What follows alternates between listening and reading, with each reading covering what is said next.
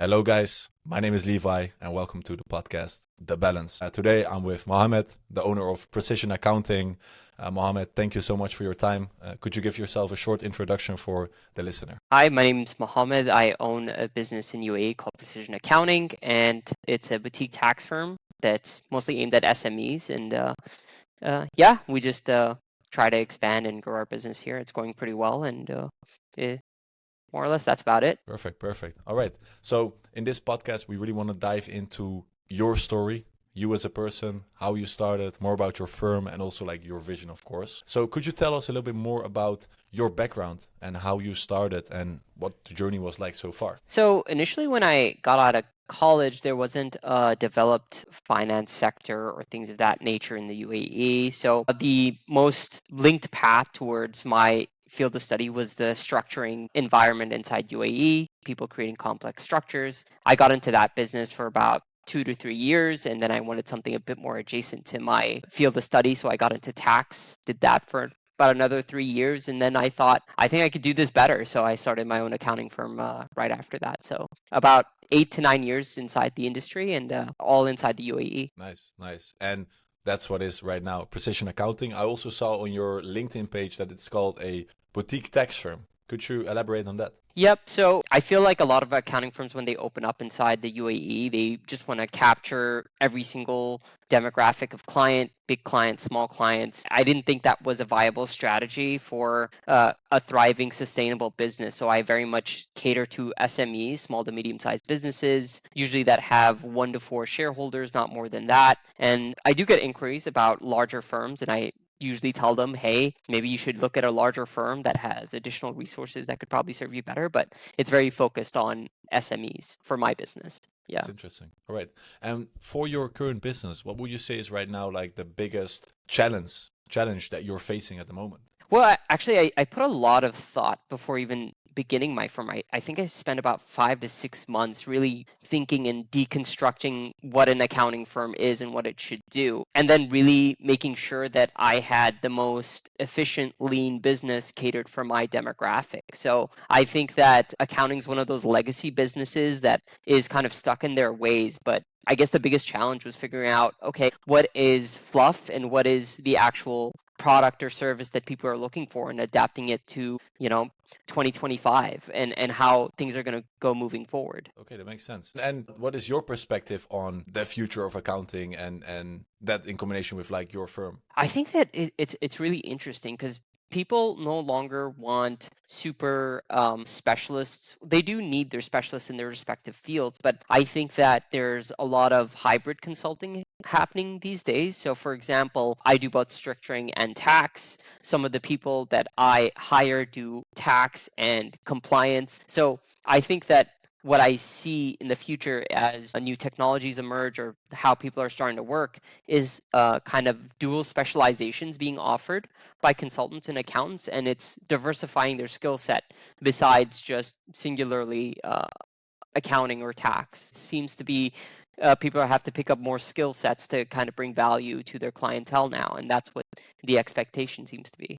And what are you planning with your firm for the future? What is like the goal or the thing that you're working towards? I think the goal that I'm working towards specifically is kind of bringing up the kind of evolving the entire approach towards accounting. For example, I don't think that a strict 9 to 5 model works for business owners these days. People work in multiple time zones, they work odd hours, and a lot of business owners, when you have a massive tax bill that's due over the weekend and you can't reach your accountant after 6 p.m., well, guess what? You're going to sleep stressed or worried. So I think that that was a problem I wanted to solve, that you get clarifications or answers at any point of any day, regardless of your work cycle, and make sure that you get the advice and kind of relief you're looking for when you engage with an accounting firm, just to secure a more modern day approach towards accounting. Yeah. So does that mean that you're like more available? Because I already also read something on I believe in your LinkedIn, or it's something we already talked about,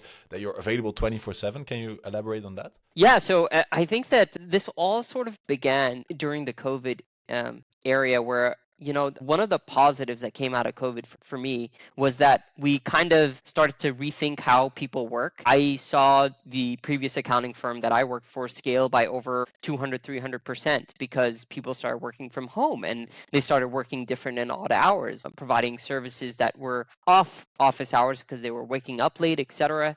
And I really saw something here. I saw the ability for how people work to evolve. You'll notice when you go to work, there's a lot of downtime where you're chit-chatting around a water cooler or you're kind of socializing and you're not really working because the work isn't there for you to do. So I think my perspective is that the people that I hired or the way I operate is I'm there when the client needs me, as opposed to being there for a fixed number of hours every day and creating a strict barrier between work and personal life. I understand. So it's not that you or your employees work a typical 9 to 5. It's just that they have got their responsibilities, I assume. They can, like, clients can always reach out to you. Yeah, and I think that what's interesting is that we're getting more done working less work hours than we would from 9 to 5. There isn't a massive commute. If you have a meeting at 9 p.m., well, okay, take it at 9 p.m. It doesn't matter. And what you'll end up seeing is you'll end up saving a lot of time coordinating, commuting, kind of segregating your personal life and your work life together and making sure that you're there when the client needs you.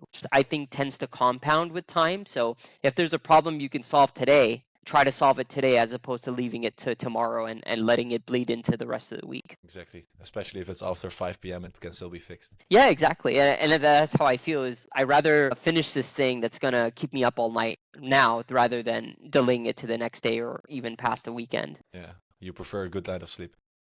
I prefer, yeah. I'm a night owl. I've slowly starting to convince my clients that I actually don't sleep and I'm actually a ethereal vampire of some sort that just texts back at 3 a.m. But they don't know I wake up at like 11, 10. No one texts me in the morning, so it's perfect. Makes sense. All right. Okay, cool. And where does this come from? Like, why is this so important to you Well, and your firm?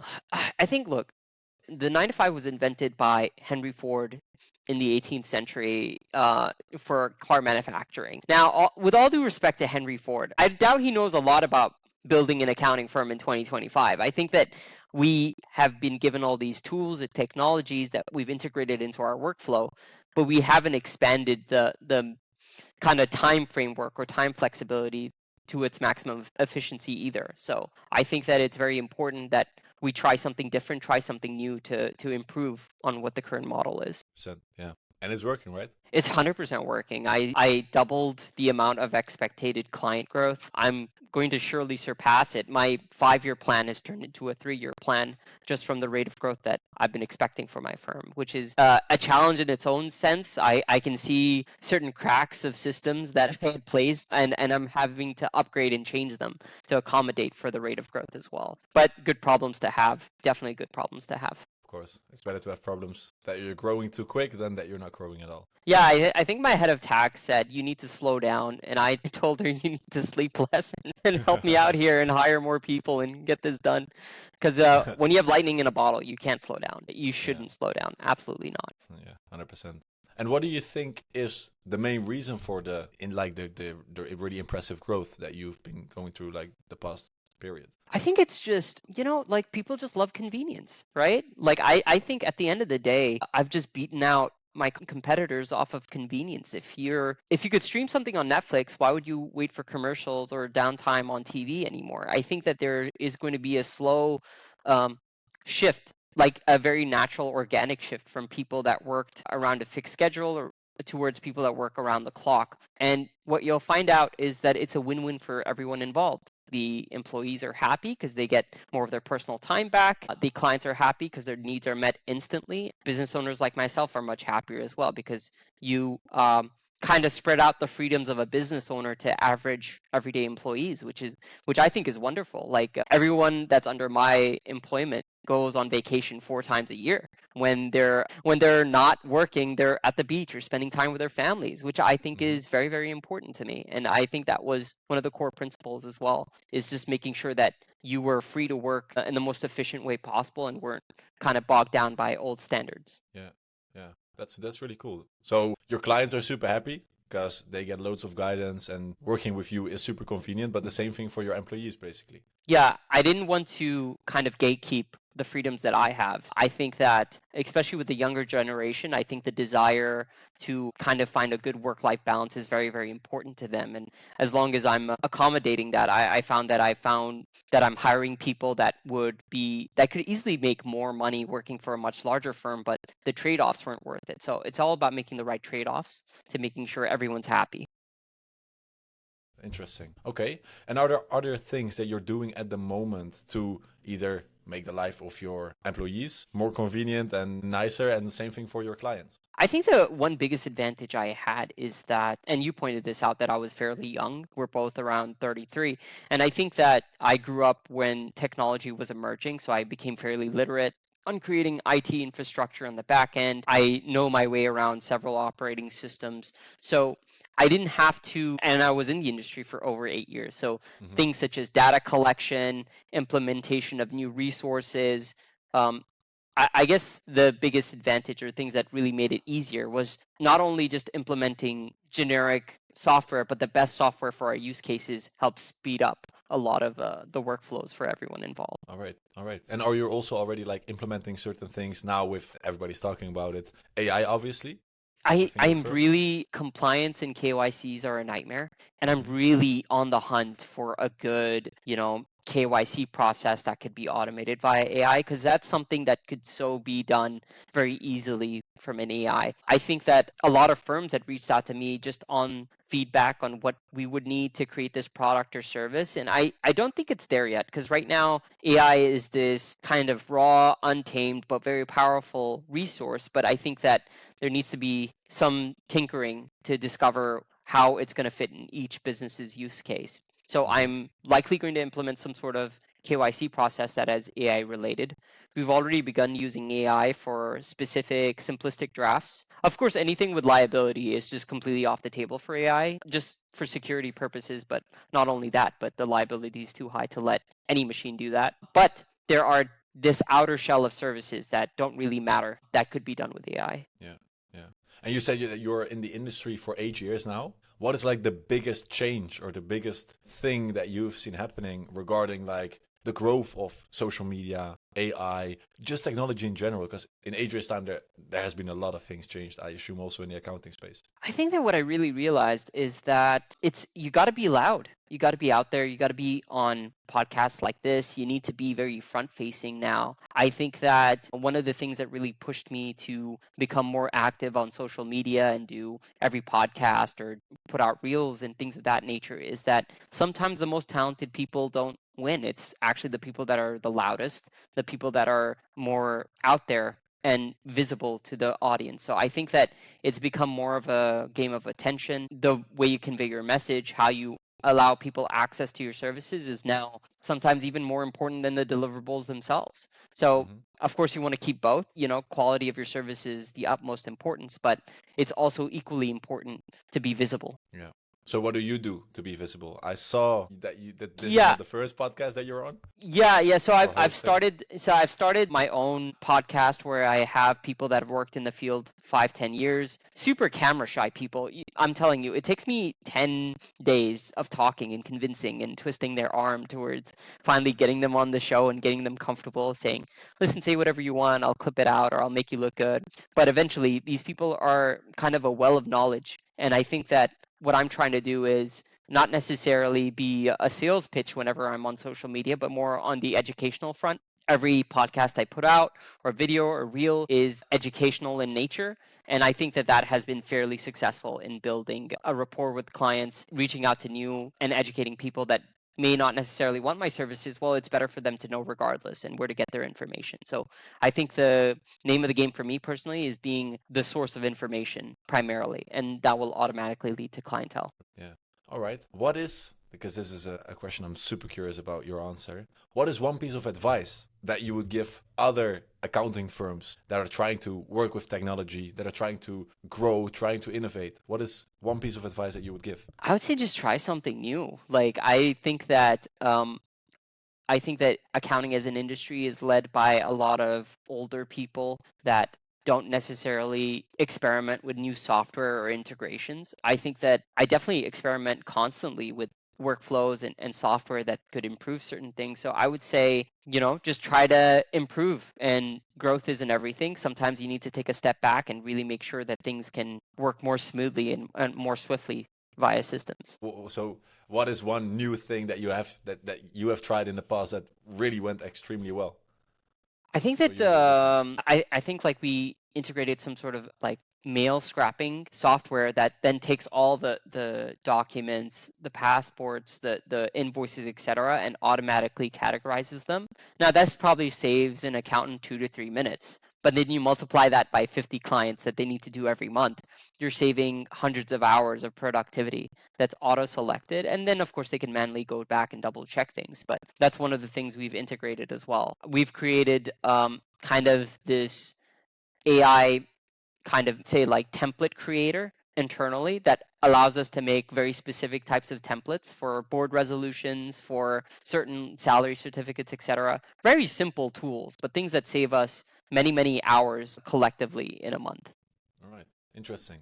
Interesting. Sounds cool. I think that that would help a lot of other firms as well. Well, actually, I freely provide these tools to our clients as well upon their request of saying, Uh-huh. hey, I need this, I need access to this. And they're pretty shocked of saying, I need this. And I just immediately give them the document or thing that they're asking for in a millisecond. And it's very impressive to them saying, okay, I don't know what kind of magic or voodoo you did. I was like, no, it's just a piece of software that we have internally that we use.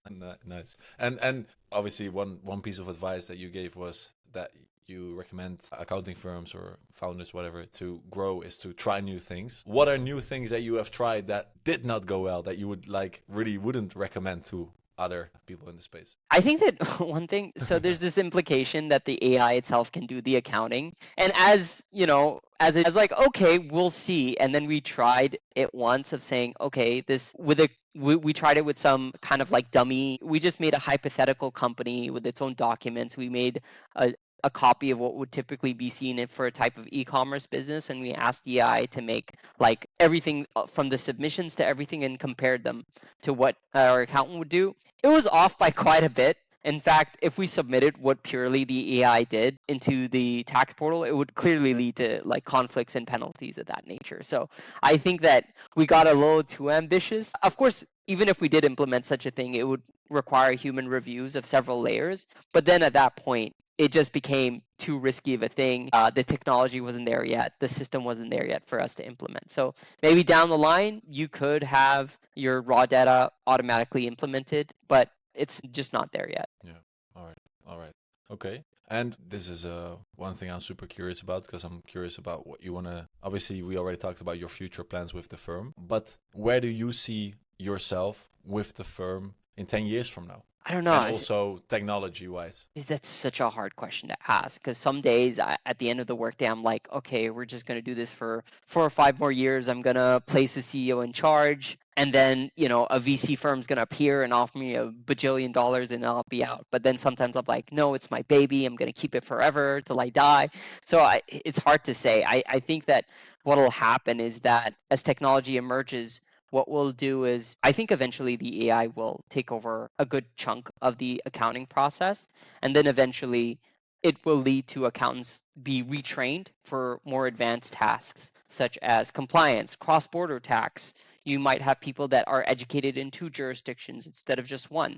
So what I see is that there'd be a slow redundancy on repetitive tasks, but that doesn't mean we're going to get rid of people. In fact, we're going to use their spare time to educate them on more knowledgeable information that they could use. So I think that the accountants themselves are going to become more global and more educated on more things because they have more time to study for them. Yeah.